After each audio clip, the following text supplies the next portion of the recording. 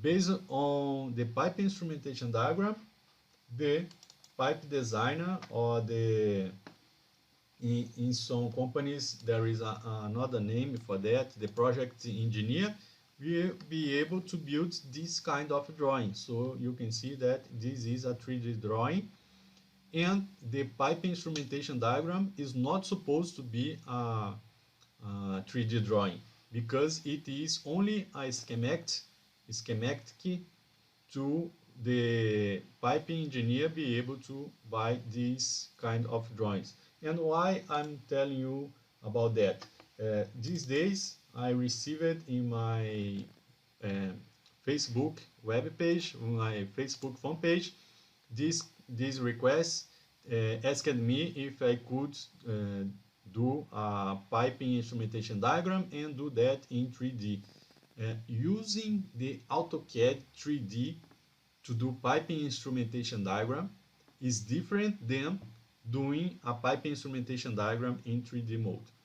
The AutoCAD 3D is a tool developed by the Autodesk that allows you to build the pipe instrumentation diagram and integrates that to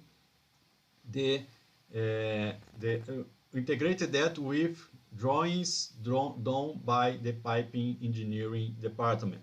So I built 3 inches cooling water 001 carbon steel 300 pounds line in my pipe instrumentation diagram, and the pipe engineer will get that line and will wrote that based on the plant layout.